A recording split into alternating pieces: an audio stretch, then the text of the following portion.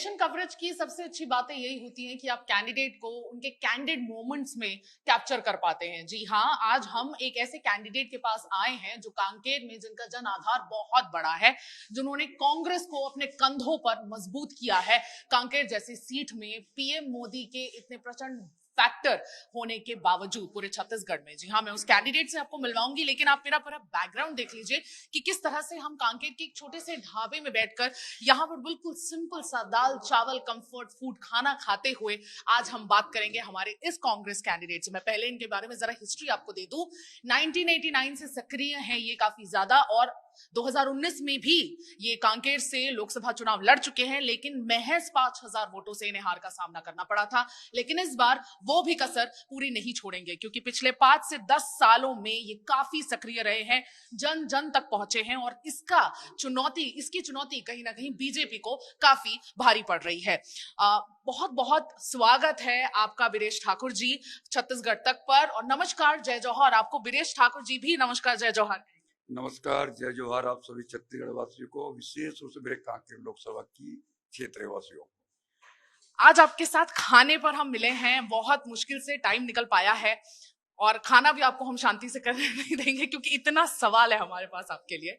जैसे कि मैंने कहा, 2019 में भी कांग्रेस से आपने टिकट पे चुनाव लड़ा था, लेकिन पिछले बार बहुत कम ये जो है फासला था, 5000 वोटों का फासला था। इस बार उस फासले को कैसे आप पूरा करने वाले हैं, और कितना इस बार डिफरेंस हो सकता है? आप कैसे उम्मीदों पे खरे उतरेंगे, क्योंकि कांग्रेस ने दोबारा आप पर भरोसा जताया है?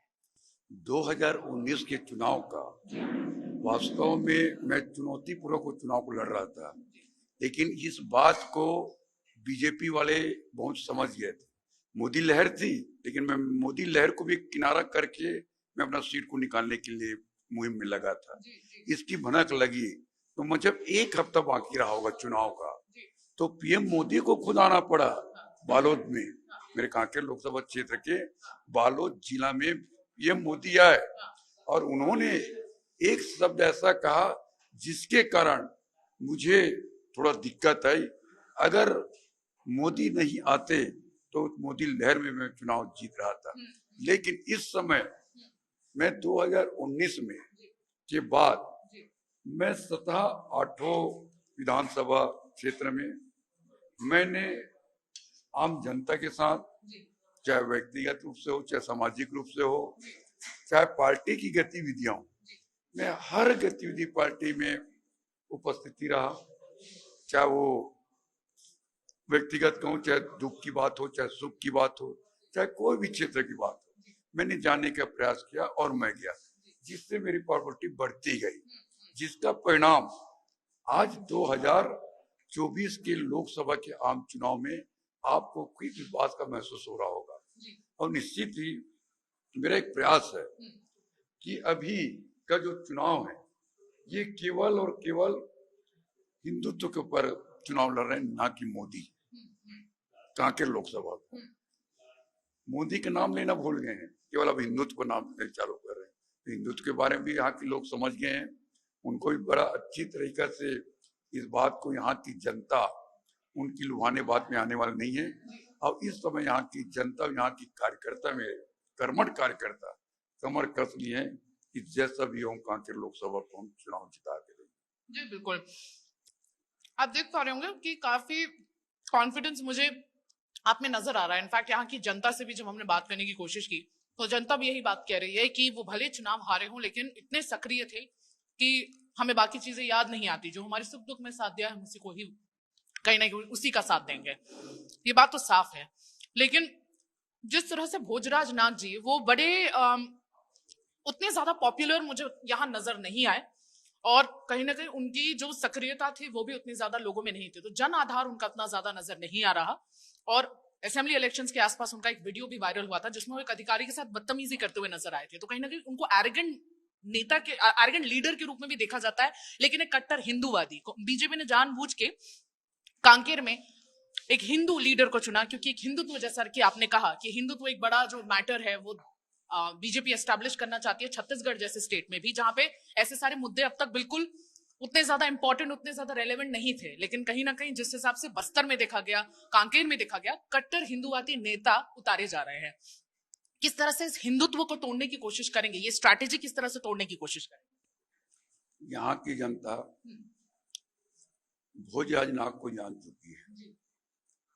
भोजराजनाथ एक तो उनके पढ़ाई लिखाई में नहीं जाते, वो 8वीं पास हैं, और गांव का वो हमारे तरफ बस्तर में उनको भगत बोलते हैं। भगत जो देव उनको आता है, देवी आता है, देव आता है, तो उनका काम है नींबू काटने का। नींबू काट के अपनी देवी देवताओं को मनाते हैं और काम करते हैं। उनको ये नहीं मालूम कि सांसद में नींबू काटने से काम नहीं चलेगा।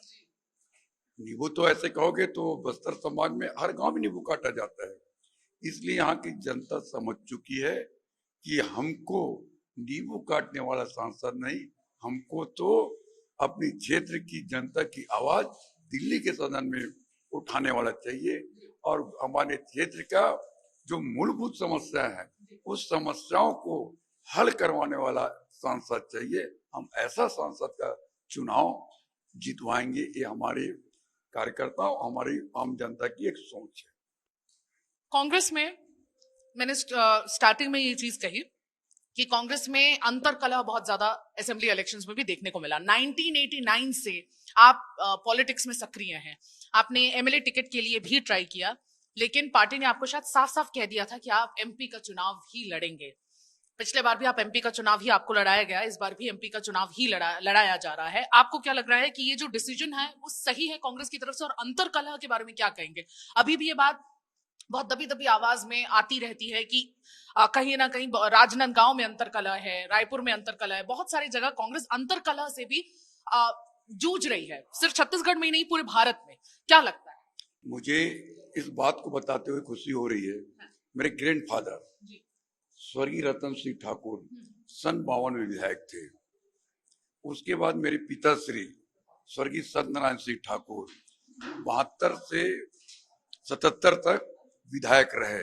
77 के बाद हम लोग को टिकट नहीं मिला हमारे परिवार को, लेकिन हमारा परिवार कांग्रेस के लिए समर्पित था, जिसका परिणाम मुझे 2019 में लोकसभा का टिकट मिला। मैंने प्रयास जरूर किया विधानसभा का, लेकिन मुझे नहीं मिला, लेकिन उसका परिणाम मुझे 2019 में लोकसभा के प्रत्याशी के रूप में मिला। उसके बाद मैं सतत संपर्क में रहने के साथ मेरे प्रदेश के नेताओं का स्पष्ट कहना था कि आप केवल और केवल हमारे सांसद प्रत्याशी हो, आप सांसद के लायक हो। इसलिए मुझे उन्होंने साफ मना किया था कि हम आपको विधायक का टिकट नहीं देंगे, हम आपको अगर टिकट देंगे तो लोकसभा का टिकट देंगे। और उन्होंने अपने प्रॉमिस पे खरा उतरे, और निश्चित ही उनके बातों पर मेरे ऊपर जो विश्वास जताया है, उनके विश्वासों पर मैं खरा उतरूंगा, केवल और केवल मेरे कार्यकर्ता और मेरे आम जनता के आशीर्वाद के कारण। लेकिन कांग्रेस ने अपने बड़े लीडर्स को भी छोड़ा।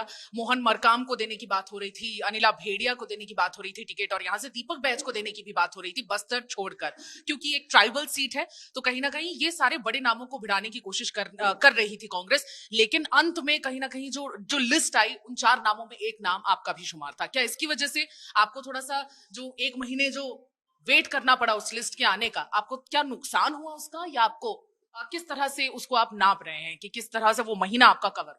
नहीं, आपका कहना सही है कि 1 महीना तो मुझे मिलना था, वो नहीं मिल पाया। लेकिन टिकट मैं आपको बता दूं, चाहे प्रदेश कहूं चाहे देश की दिल्ली की बात करूं, हमारे शीर्ष नेताओं, इन्होंने बड़ा सोच समझ कर, बहुत मंथन कर आखिरी निर्णय मेरे ऊपर आके टिका।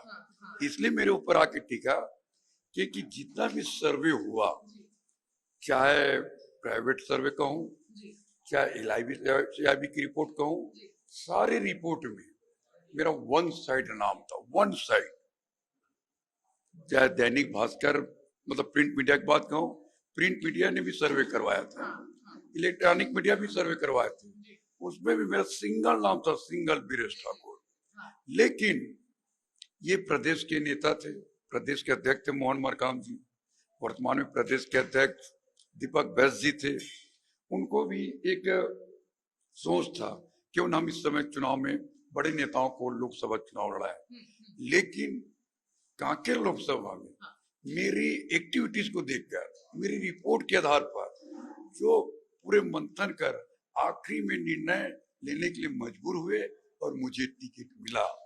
ये मैं आपको कह सकता हूँ। बिल्कुल, आपके काम ने कहीं ना कहीं उनको मजबूर कर दिया कि आपको ही टिकट दिया जाए। निश्चित ही मेरे वर्क को देखकर, मेरे काम को देखकर, इवन एक ही विधानसभा नहीं, पूरे कांकेर लोकसभा के 8 विधानसभा की बात कहूँ, मैंने कहा ना, चाहे सो को, चाहे दो को, चाहे पार्टी के जो भी गतिविधियां हो, चाहे पद यात्रा हो, चाहे साइकिल यात्रा हो, चाहे धरना हो, चाहे प्रदर्शन हो, मैंने सब में बढ़ चढ़कर हिस्सा लिया है। और मैंने तो ये भी सुना है कि जहां पर हो सकता था वहां पर कई सारे ऐसे कुछ जगह थे जहां पे आपने अपने खुद के फंड्स को यूज करके लोगों की मुसीबतें दूर की। ऐसा कोई अगर एनेक्डोट, ऐसा कोई एक मेमोरी आप शेयर कर पाए हमारी ऑडियंस के साथ, तो वो जरा बताएं, जहां पे आपने खुद के अपने पैसे यूज करके किसी की तकलीफ दूर। नहीं, ऐसा तो कई बातें हैं, लेकिन हमारा ऊपर वाले की कृपा है, बड़ों के आशीर्वाद है कि हमने इतना नहीं कि पूरा किए, लेकिन इतना जरूर है कि हमसे जितना हो सके उतना किए। जैसे मेरे गांव के पास एक परिवार है, था गरीब परिवार, लेकिन रिश्ता तय हो गया दूर से, जाना था उनको बारात। उस समय था मैं जनपद अध्यक्ष, ये बात मुझे बताया गया कैसी सी बात है, तो मैंने कहा मुझे क्या करना है आप मुझे बताइए। तो उन्होंने कहा आप गाड़ी की व्यवस्था करवा दीजिए। मैं बोला गाड़ी की व्यवस्था हो जाएगी, कितनी गाड़ी चाहिए? बोले 3 गाड़ी चाहिए। मैं चलो आपको 4 गाड़ी दिया। ये छोटी छोटी बात। बच्ची लड़कियों की शादी में, लड़कियों की शादी में हमने तो पहले ये पूछा आप क्या नहीं दे सकते, वो बताइए, जो आप नहीं दे सकते वो मुझे बताइए। तो बोले कभी भैया आप फ्रिज दे देते क्या? क्यों नहीं, फ्रिज दे देंगे। और कुछ नहीं भैया, सब अपन लोग तैयारी कर लिए, फ्रिज की कमी है हमारी बिटिया को, अभी आपकी बेटी है, क्यों नहीं मेरी बेटी है, मैं दूंगा फ्रिज। वो भी हमने काम किया। ऐसे कई उदाहरण है। रहा सवाल विकास का, तो मैंने जनपद अध्यक्ष रहा। आपको मुझे बताते हुए खुशी होगी, एक मेरा जनपद क्षेत्र में एक ऐसा गांव है जिसको हम 7 कोल पताल के नाम से जानते हैं। जहां वहां से हमारे गांव आते थे, उन लोग हमारे गांव का चकाचौंध देख उनको लगता था क्यों भी हमारा गांव ऐसा क्यों नहीं है, ठाकुर ऐसे करके मुझे बोलते थे। जब मुझे मौका मिला तो मैंने प्रण कर लिया था जब तक इस गांव में लाइट नहीं आएगा तब तक मैं चैन से नहीं बैठूंगा। और मैंने उस गांव में लाइट पहुंचाने का काम किया। आज उस गांव में चाहे जैसा भी हो, कोई भी चले जाए, वहां वोट मेरे ही कोई करेंगे। ऐसा भी हमने काम किया है। सड़क के काम किया है, पुलिया का काम किया है, रोड के काम किया है, बिल्डिंगों के काम किया है। मैं कितना सारा आपको गिनूं, क्योंकि मैं 10 साल जनपद अध्यक्ष रहा, 5 साल में प्राधिकरण का मेंबर रहा। ऐसे बहुत से ऐसे वर्क करवाया हूँ जिससे आज लोग मुझे जानते हैं कि विकास पुरुष। बिल्कुल, विकास पुरुष के नाम से आपको यहाँ पर जाना जाता है। मुद्दों पे आने से पहले मैं बहुत ही एक अच्छा फैक्ट बताना चाहूंगी कि यहाँ पर हमारे टेबल में कुछ चीजें हैं, जैसे कि एक चने की सब्जी है, क्योंकि ढाबे में आपको चने की सब्जी तो मिल ही जाती है बड़ी आसानी से, लेकिन बड़ी टेस्टी होती है वो चने की सब्जी। और उसके साथ साथ हमें यहाँ पे करेला फ्राई भी देखने को मिल रहा है। करेले फ्राई की ये जो सब्जी है ये वीरेश जी की फेवरेट है, और वो जब भी किसी भी ढाबे में जाते हैं करेला फ्राई जरूर मंगवाते हैं। तो आज भी आप उनके प्लेट में देख रहे होंगे सिंपल सा दाल, सिंपल सा चावल और करेला फ्राई और सैलेड और पापड़, बस इतना ही उनको चाहिए होता है। ये कैंपेन के बीच में आज हम इनके साथ लंच कर रहे हैं, और ये जो करेला फ्राई है ये भी बड़ा अपने आप में एक खास है, क्योंकि बड़ा टेस्टी है ये। अगर मैं इसे टेस्ट करके देखूं तो बहुत क्रिस्पी, बहुत टेस्टी है ये। जो टिपिकल हमारे करेले फ्राई की रेसिपी होती है बिल्कुल वैसा नहीं है, कड़वा नहीं है, इसमें कड़वाहट भी है, जो वो भी काफी बैलेंस्ड है। तो ये जो खाना है बहुत टेस्टी है ये। अब हम आते हैं मुद्दों पे, क्योंकि आप मुद्दों पर जा चुके थे। अब हमारा फूड ब्रेक खत्म हुआ, अब मुद्दों की बात करते हैं। कांकेर की जनता सालों से रेलवे लाइन के लिए प्रयासरत है, और इतना इतना ज्यादा कि इंडिपेंडेंस के बाद किसी जगह पे रेलवे लाइन ना होना बहुत अपने आप में ताज्जुब देता है कि किस तरह से लोगों की 30 साल पुरानी ये जो डिमांड है वो आज तक पूरी नहीं हुई है। यहाँ पर किस तरह से आप इसको पूरा करने का प्रयास करेंगे, आप एमपी बन जाएंगे तो एक ये बहुत बड़ा सवाल है। और उसके अलावा और कौन से आपके मुद्दे होंगे जो बहुत खास रहने वाले हैं? प्रायोरिटी लिस्ट पे 3 बड़े मुद्दे कौन से रहेंगे? जैसे मैं आपको बताते हुए, कांकेर लोकसभा के नाम से जाना जाता है, और वास्तव में वहां पुरानी लंबित मांग है रेल का, धमतरी टू कांकेर। तो मेरी पहली प्राथमिकता रहेगी, मेरा पहला प्रयास रहेगा कि मैं धमतरी से कांकेर रेल लाइन लाने का, और मैं उस प्रयास को जरूर, अगर संसद चुन के जाता हूं, मैं जरूर करूंगा। दूसरी बात, यहाँ पंडित जवाहरलाल नेहरू के समय से डैम बना हुआ है। उसके बाद छोटा मोटा डैम फिर हमारे इंदिरा गांधी जी के समय बना, राजीव गांधी के समय बना, उसके बाद टोटल डैम बनना बंद है। आज भी किसानों को कहाँ पानी कम मिलता है, बिल्कुल ड्राई चला जाता है। तो अगर डैम बन जाता तो उसके लिए कम से कम ज्यादा नहीं 1000-2000 एकड़ की सिंचाई हो जाएगी। ऐसा सुविधा के लिए डैम चाहिए। उसके लिए भी मेरा प्रयास रहेगा कि हमारे प्रयास अगर डैम हो सकता है तो मैं ऐसे लोग को पहले प्राथमिकता दूंगा। और विशेष करके जल जंगल की जो लड़ाई चल रही है, जल जंगल जमीन की, उसको प्राथमिकता दूंगा। लेकिन पहला प्राथमिकता यही है शुद्ध पेयजल, अच्छा शिक्षा और अच्छा स्वास्थ्य हमारे लोगों को मिले, ये हमारी पहली प्राथमिकता रहेगी। ये आपकी पहली प्राथमिकता रहेगी। आपने ऑलरेडी उसका जवाब दे दिया। मेरा अगला सवाल बिल्कुल यही था कि किस तरह से दुधवा जो बांध है उसके रहने के बावजूद, जिले में उसके रहने के बावजूद किसानों को सिंचाई का जो पानी है वो नहीं मिलता है। किसान सिंचाई के पानी के लिए दूसरे दूसरे डिस्ट्रिक्ट्स में काफी ज्यादा डिपेंडेंट होते हैं। धमतरी का जो डैम का पानी है वो रायपुर दुर्ग की तरफ डाइवर्ट हो जाता है। तो यहाँ के किसानों के लिए काफी ज्यादा कुछ होता नहीं है। और यहाँ के किसानों से भी जब हमने बात की थी असेंबली इलेक्शंस के टाइम पे, तब भी वो काफी नाराज नजर आ रहे थे कि बिल्कुल सिंचाई का पानी ना होना बेसिक कहीं ना कहीं एक बात है और किसानों के लिए कितना इंपॉर्टेंट होता है। तो उन्होंने यही बात कही थी कि अगर सिंचाई का पानी नहीं आता है तो शायद हम वोट भी ना करें। तो इसके लिए आप किस तरह से सदन में इसकी आवाज उठाएंगे और स्पेसिफिकली किस तरह से इस मुद्दे पर आगे बढ़ेंगे? मैं आपको बताऊंगा, जब मैं जनपद अध्यक्ष था तो उस समय छोटे छोटे नालाओं को चेक डैम के नाम से जाना जाता है। चेक डैम से रोककर पानी रोकने का, तो उसमें केवल निस्तारी का हो सकता था, सिंचाई नहीं हो सकता था, केवल निस्तारी होने का वो भी काम मैंने करवाया। रहा सवाल, आपने कहा एक कहावत है छत्तीसगढ़ में, दिए तेरे अंधेला है दुधावा जलाशय, लेकिन यहाँ हमारे किसानों को पानी कम, बाहर वाले को उसका ज्यादा बेनिफिट मिलता है। उसके कारण से जैसे कांकेर लोकसभा का भानुप्रतापपुर विधानसभा, वहां दो ऐसा स्पॉट है कि वहां हमको डैम बनाने की जरूरत है। और मेरा प्रयास रहेगा कि ये दोनों जगह को एक जगह मैं डैम बनाने का पूरा प्रयास करूंगा, जिससे वहां की किसान भाइयों को ज्यादा नहीं तो 1000-2000 एकड़ पे सिंचाई की सुविधा दे सकूं। ये मेरा आपकी तरफ से एक वादा माने कांकेर की जनता को कि आप आएंगे तो एक डैम तो सुनिश्चित है। नहीं, जरूर। मेरा अगर मैं तो ये भी कह रहा हूँ आपको, अगर वास्तव में हमारे देश में हमारी सरकार आ गई तो इसको मैं पक्का मान के चलूंगा कि मैं करवा के रहूंगा। मैं कई चीज में बहुत जिद्दी हूँ, जिसको अगर ठान लिया तो ठान लिया हूँ। बिल्कुल, तो ये एक बहुत बड़ा वादा कांकेर की जनता को इसी इंटरव्यू के जरिए मिल रहा है कि जितने भी किसान हैं वो खुश हो जाएं, क्योंकि अगर यहाँ पर एमपी बनकर आते हैं वीरेश ठाकुर जी तो एक डैम जरूर मिल जाएगा। मेरा अगला सवाल आपसे ये है कि पीएम मोदी कहीं ना कहीं बहुत बड़ा फैक्टर है पूरे छत्तीसगढ़ में और पूरे भारत में। राम राम के नाम पर बहुत ज्यादा वोट बटोरे जा रहे हैं और ये चीज छत्तीसगढ़ में भी इस बार काफी नजर आ रही है। तो जो उनके कैंडिडेट्स है भारतीय जनता पार्टी के, वो अपने लोकल एरिया में भले उतने ज्यादा पॉपुलर ना हो, लेकिन पीएम मोदी के नाम पे बहुत ज्यादा वोट मिलने के चांसेस है। ये एक रियलिटी है। आपको क्या लग रहा है, आप PM Viresh Thakur versus PM Modi में कौन विजयी होगा और किस तरह से पीएम फैक्टर को साधेंगे आप? मैं बताऊंगा, जब कोरोना काल था, कोरोना काल में उन्होंने लाइट बंद कर टार्च जलवाया, थाली बजवाया। यहाँ की जनता समझ गई है क्या थाली बजाने से, लाइट बंद करने से कोरोना भागेगा नहीं। और उसकी बड़ी बात और बता रहा हूँ, एक बूस्टर डोज आया था जिसका हमारा कोई ठिकाना नहीं था, लेकिन इसको लगवाना था क्योंकि वहां से करोड़ों को उनको चंदा मिलना था। ऐसा कि जो सरकारी कर्मचारी हैं उनको जबरदस्ती अपने प्रधानमंत्री होने के नाते जोर पूर्वक, दबाव पूर्वक उन कर्मचारी अधिकारियों को इंजेक्शन लगवाने के लिए मजबूर किए, जिसका परिणाम आज जो युवाओं को भी अटैक आ रहा है। कौन यही कोरोना का अनंत कुछ भी दवाई, अमानक दवाई को हम लोग भी खाए हैं, वही जब जो बूस्टर डोज है वो भी हम लगवाएं, देखो कोई प्रमाण ही नहीं, प्रमाणित है ही नहीं।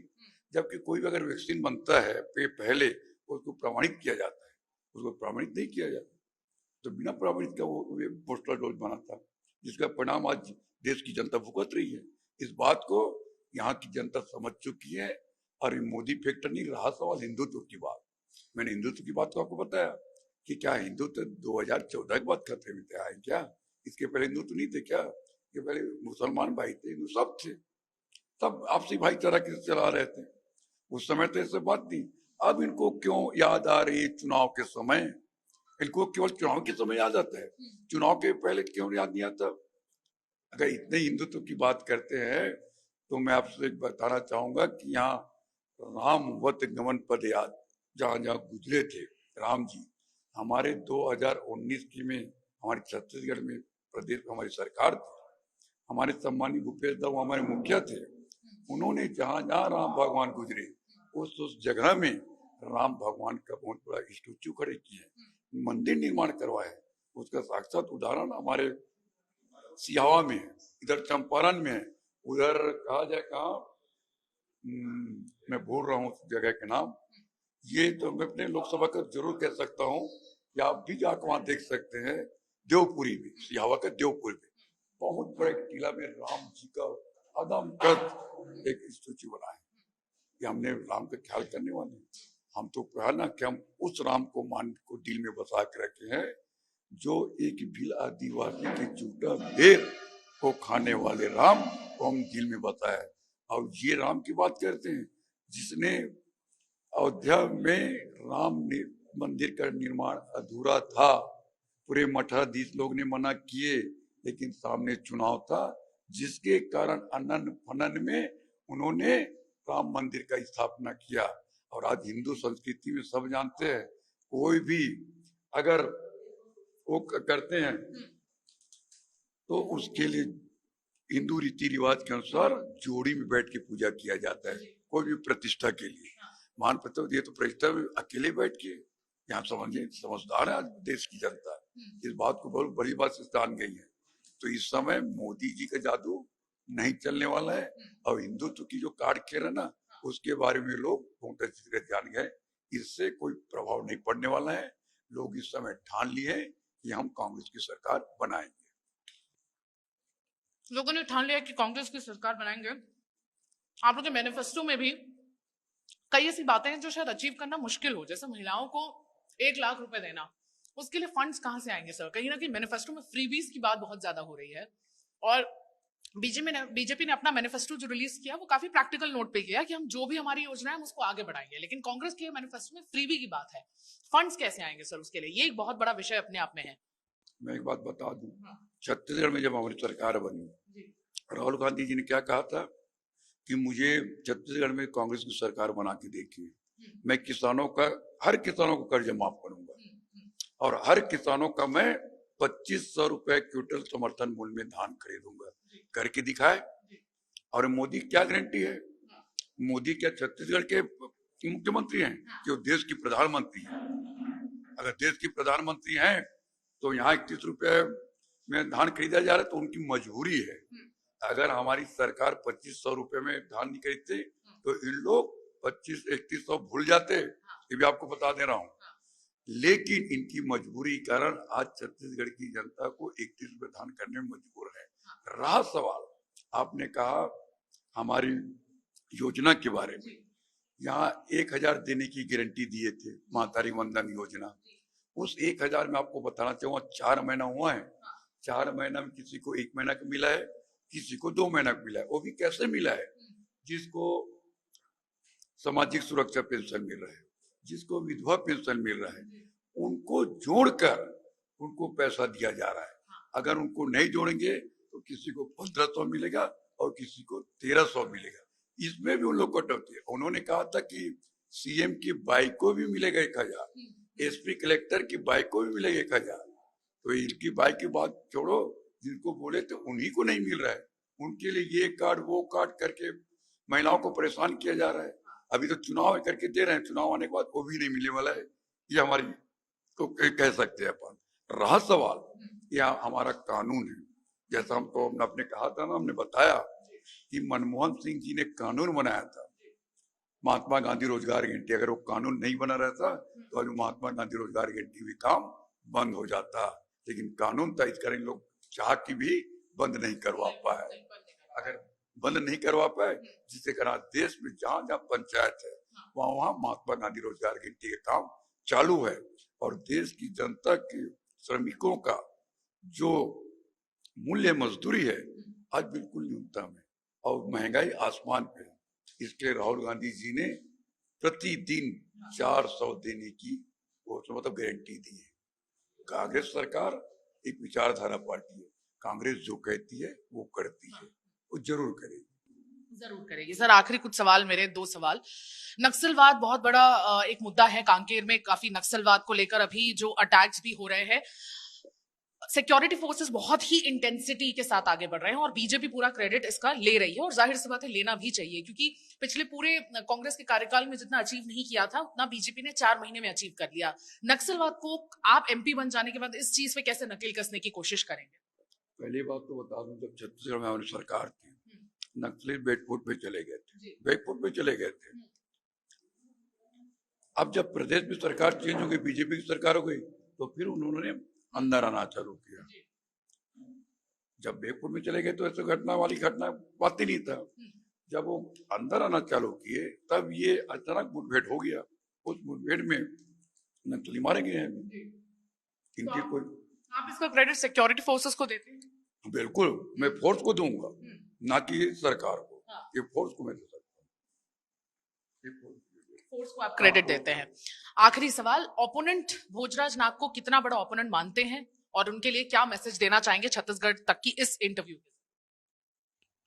मैं बार बार वही शब्द बोल रहा हूँ और भी वही शब्द बोलूंगा कि छत्तीसगढ़ के कांकेर लोकसभा की जनता बहुत अच्छी से समझ गई है कि एक तरफ भोज है नाग, तो दूसरी तरफ ठाकुर है।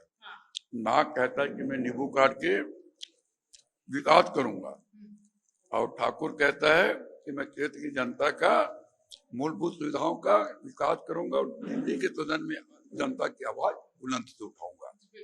ये हमारी सोच है। नींबू काटने वाला नेता अगर चाहिए तो भोजराज नाग के लिए वोट करें, ऐसा इनका मानना है, लेकिन विकास अगर चाहिए तो आपके पास एक सिंपल ऑप्शन है वीरेश ठाकुर के फॉर्म में, ऐसा इनका मानना है। और कांग्रेस कहीं ना कहीं बहुत ज्यादा इस एरिया में सक्रिय है और कांकेर एक ऐसी सीट है जिसमें कांग्रेस बहुत ज्यादा टक्कर देते हुए नजर आ रही है। आज वीरेश ठाकुर जी के साथ हमने लंच किया, उन्हें खाना उनको पीसफुली नसीब नहीं हुआ क्योंकि बहुत सारे सवाल थे हमारे पास उनके लिए, लेकिन उनकी प्रायोरिटी उन्होंने साफ साफ बता दी कि रेलवे और एक डैम वो सुनिश्चित करेंगे अगर वो एमपी बन जाते हैं तो। लेकिन किस तरह से मोदी फैक्टर पे भी वो लड़ेंगे, उन्होंने अपनी स्ट्रैटेजी साफ की हमारे इस इंटरव्यू में। आज के लिए बस इतना ही। मैं सुमी केवल पटेल, छत्तीसगढ़ तक पर बने रहिए वीडियो जर्नलिस्ट राघवेंद्र पांडे के साथ, कांकेर छत्तीसगढ़ तक के लिए।